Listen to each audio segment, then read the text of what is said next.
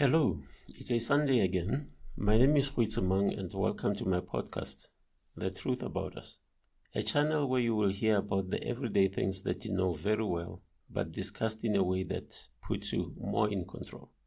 Our title for today is A Man, a Woman, and a Child. Okay, let's start at the beginning, with our forefathers and mothers, the caveman and woman. The caveman and his woman lived life together in a jungle. They moved from one place to another in search of food and water for their survival. They both collaborated on their quest for survival and were well adapted to their environment. With the passing of days, the woman begins to feel a bit heavy and found it more difficult to move about. They then found a cave where they could settle and try to understand her condition. She is pregnant. And before long, a baby is born, and the mother and father find the experience a little bewildering but are very happy with the implications of it. The jungle has one more of its own. Now, they need food and water. Considering the fragility of the baby and the natural connection between mother and child, they agree that the woman would stay in the cave and take care of the baby while the man goes out alone to get food, water, and fire for all three of them. With their changed circumstances, their daily roles and activities also begin to change. Even though they would have preferred to pursue everything together, the man and the woman, such as both going out to hunt like they did before, they cannot because of the baby. They then have to develop a complementary relationship in which each one is given primary responsibilities to address certain needs of the relationship. So, staying behind and protecting the baby against immediate threats became a measure of the woman's success in the eyes of the man, whereas the ability to bring food, water, fire to the cave became the measure of the man's success in the eyes of the woman, especially because her own responsibilities depended very much on his. After some time of performing the assigned roles, the man had learned to carry out his responsibilities outside in the broader jungle where he could find food, water, and firewood. And the woman as well has been carrying out hers and, in and immediately around the cave, cooking, serving the food that the man brings, making the fire, feeding the baby, and fending off snakes and other animals. These became the roles of a man and a woman respectively, because that is how they chose to complement each other to the benefit of their child. The woman interacted more with the immediate environment of the cave, whereas the man interacted more with the broader environment of the jungle out there. Their new roles caused them to develop divergent skills according to the environments in which they each spent most of the time. The woman becomes particularly good with communicating with their baby and understanding its needs. And she would also share the good news of the baby's development with the man whom, because of his extended absence from the cave, would not be in a position to see the little steps of the baby's development. And yet, his quest to secure a livelihood for his family would be even more motivated on realizing that his efforts were indeed bearing fruit. Communication between the woman and the man when he arrived home helped both to experience and gain a better understanding of each other's world.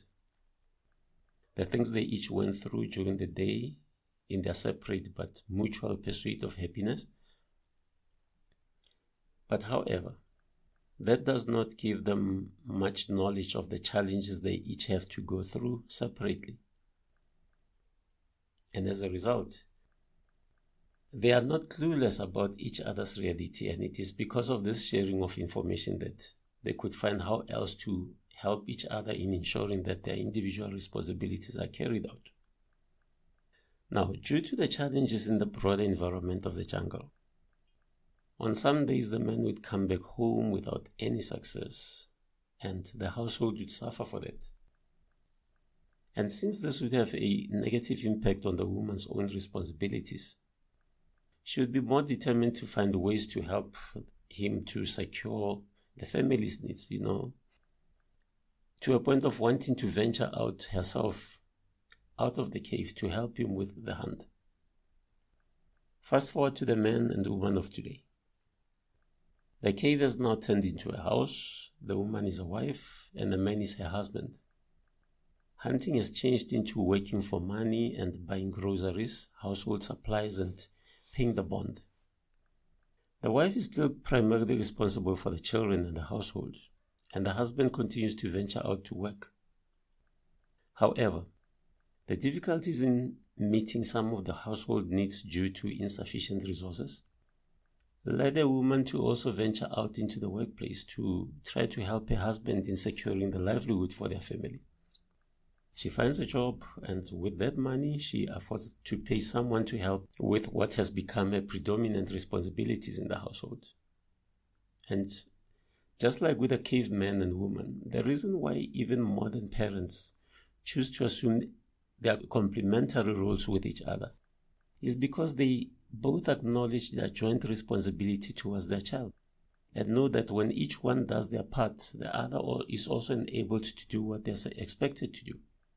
However, the primary challenge to the complementary role between a man and a woman came whenever the man was unable to secure the necessary provisions for the family, or when the woman was unable to secure the well-being of the child. When a woman believes she is doing her part, but perceives her role to be too difficult to carry out because the man is unable to provide the necessary resources, that is when she would want to also get involved in the environment that is predominantly his, to try to help him out, all for the benefit of the family. Unfortunately, when the woman became involved in a man's role, the man did not, in equal measure, go back to take up the role of helping to raise children that the woman was leaving behind. And the complementary relationship between them became a bit hard to sustain. This was because a key aspect of the complementary relationship, the child, and the role of teaching and raising it got neglected when both the mother and the father got lost in the workplace.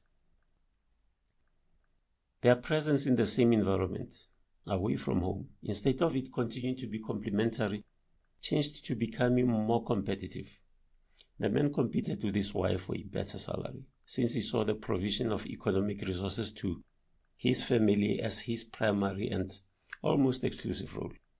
And in that way, he wanted not only to earn a salary, but a higher one than the woman in order for him to lead in his role as the provider. In that competition, whatever would go wrong with the child at home, the man would blame it on the woman for not being where he thinks she needs to be, while in return the woman blamed the man for causing her to come into the workplace in the first place, for his failure to provide the necessary resources for their children. In the meantime, children grow up wondering where their parents are, and they are told by their appointed guardians that their parents have gone to work to find money, because only by getting money can everyone be happy. And the needs of the children also will then be taken care of in that way. The children then grow up believing that they have to surrender their parents in favor of money, and that money is the only way to be happy in life, and a goal more important than even family. Actually, so important that both parents had to go out looking for it. And of course, when the parents return, whenever they do, they come home and realize the deprivation that their children have suffered in their absence. The lack of a loving guidance that is necessary for a young life to establish a foundation by which to navigate the perils of an imminent adulthood. Of course, the parents have come home with the money, and to make up for their absence and what may have been lost, they spend their money on the children, essentially catering for the children's physical needs, while the emotional needs remain untouched. But what is a man? Who are we when we don't have money? A man tends to regard himself as a breadwinner, and very often that means he's the one who is going to get all the money or the majority of it in order to support his family. This regard for ourselves is the cause of much of our suffering in life as men, which caused men to stereotype his role with regard to raising children and his involvement in the household setup. With this rigid regard for ourselves, we became inept every time we were faced with circumstances where something more than just money is required to resolve a problem. When we define ourselves in terms of money, every time this money becomes unavailable, such as when we lose our jobs or the business goes under, we become disoriented by our perceived loss of identity and the hurt to our egos, because we do not know who we are when we do not have the money and are unable to be the providers that we insist to be.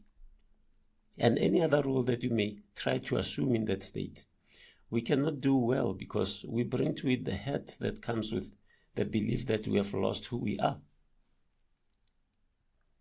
This perceived loss of identity and the quest to reclaim it, even by force, is at the root of what much of the domestic violence that you see in our homes is about, and the gender-based violence that you see even in our workplaces, whereby even the efforts that a woman makes to try and alleviate the situation, such as getting a job, will become even more threatening to a man in a number of ways and add to the stress that may already be in the relationship. Hence, the need for a man to ever go back to finding another job, get a promotion, keep his woman from the workplace, even by all means, including resorting even to the illegal ones. All of this suffering would not be necessary if a man were to define himself in broader terms. Not in terms of situational qualities such as money, features, or possessions, but in terms of the unlimited abilities of his being, his mind, in which the ability to make money is just one of the possibilities. The reason why a man becomes frustrated when he loses his source of income is because he defines himself narrowly as a money chaser and neglects the fact that his life requires far more than money, and for that reason, he is, by his nature, capable of far more as a way to restore balance to his life. A measure of confidence in a man is not in his prancing about or his bellicose voice, but in the belief that he is ever ready to embrace whatever life circumstances that may come his way.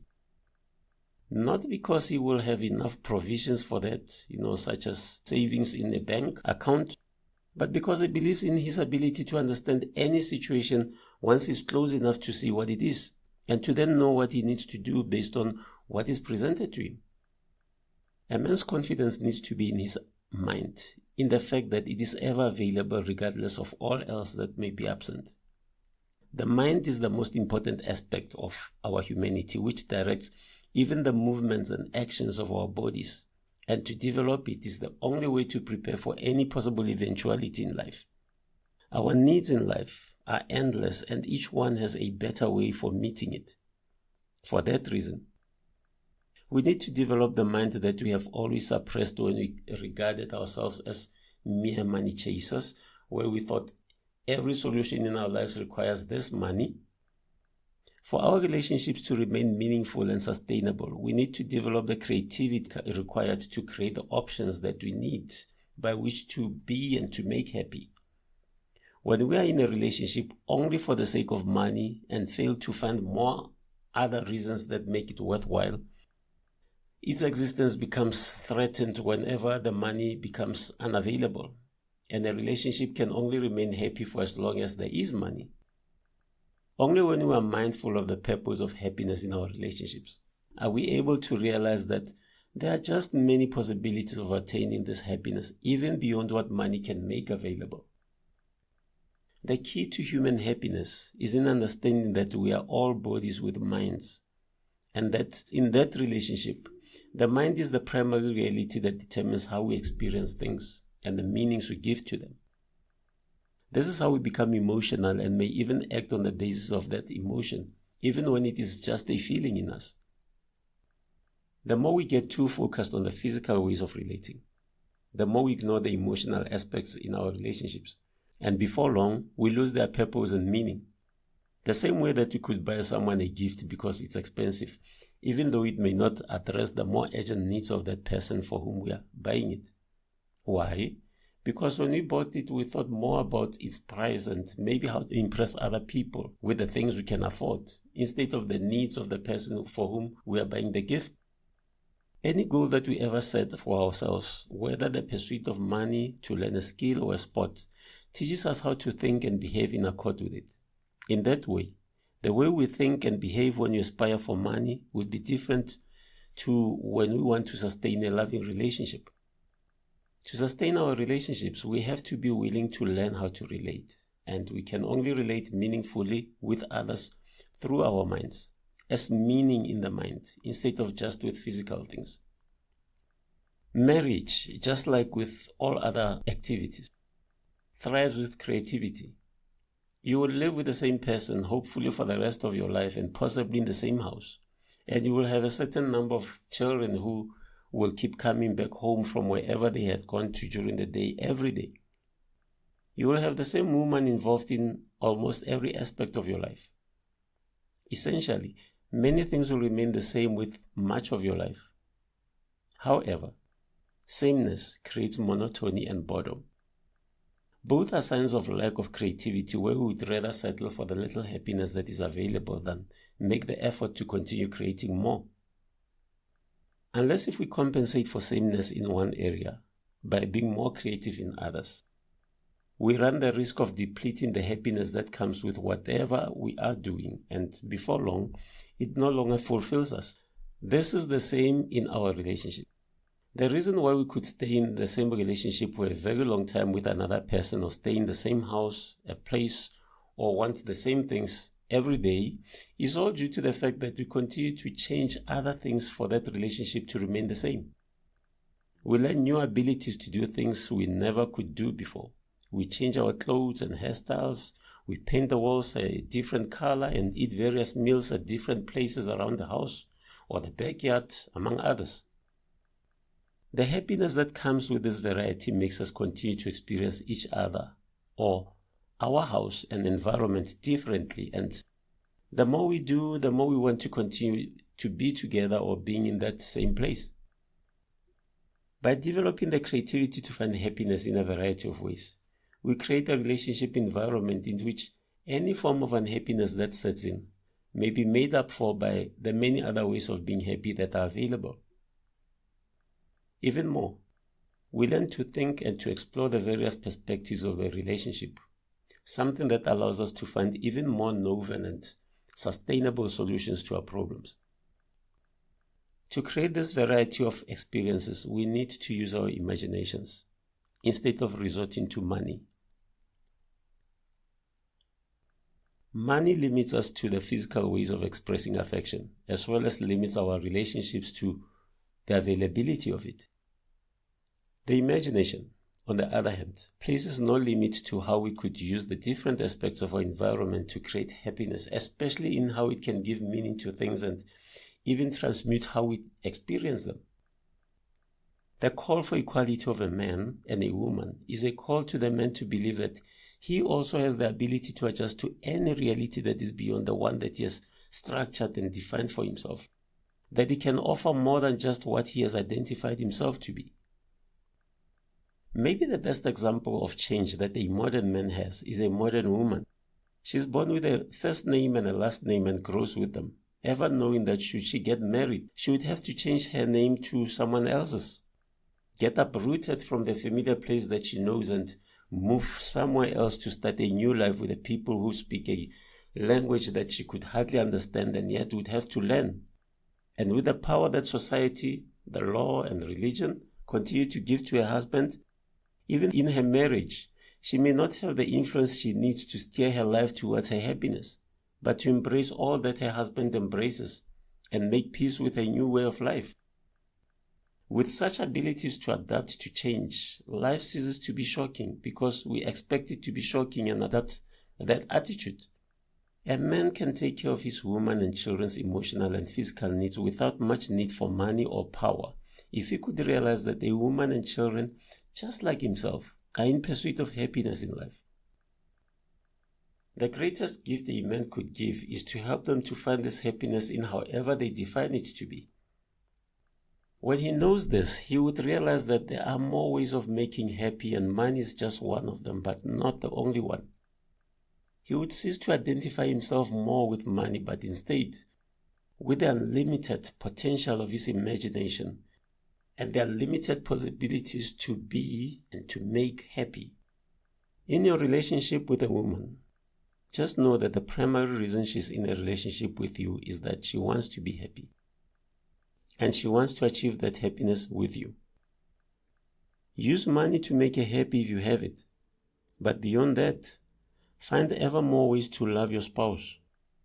Know that just like you, her happiness comes from the things that are very special to her, starting with you as the person closest to her. And help her to take care of those things as a way of sustaining the happiness she derives from them, by loving what she loves as she loves what you love. Be her friend. Talk to her. Listen to her.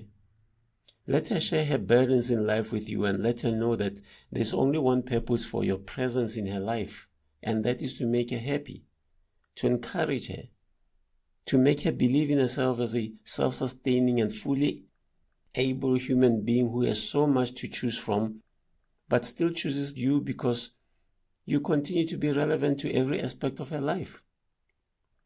More than everything else, regard her as your equal in every aspect, and the two of you shall put in the necessary effort to create your happiness, and then enjoy the rewards of your success together. I know we all grow believing in what society says about a man being a head of the family or a boss in a relationship, but I'm telling you today, take that woman as your equal. Be the leader in teaching her how to share by being the example of that sharing. The role that our forefathers played before us, that of defining society and being providers, are now performed by women as well. There are no rules for women and men, since woman continues to prove that she can do what we previously thought only men can do. The only exclusive roles are those that are accorded to us by nature, of a woman as a female and a man as a male, both of which are complementary and require that we ever find more other ways of complementing instead of competing with each other. Society lost its way when men and women began to compete for their children instead of complementing each other and cooperating for their benefit. And the ability of the man to take up a different role that is complementary to his woman will begin to ensure that children become the primary focus of the relationship again, and to teach them that shared happiness is the true value of life, while everything else is just a means to achieve it. I wrote the topic for today thinking more about the man and his need to redefine who he is, based on the needs of our time. However, I direct this message equally to a woman. In a relationship of equals, the commitment, the efforts, and the enjoyment of its benefits are all shared with each other. And it is only when each partner realizes that a relationship is only as good as the joint efforts of those involved in it, that the efforts of one would then complement the efforts of another in the quest for love and peace to prevail. Please like and subscribe and send me any comments you may have regarding anything that you hear on this podcast or that you read on my website and on my blog. For copies of my book, We Are God, The Power is Within Us, please go to my website, oneppp.xyz. That is onePPP.xyz. Or maybe find it on amazon.com. With that, I thank you, and until next Sunday, in the meantime, have yourself a great week. Thank you, and goodbye.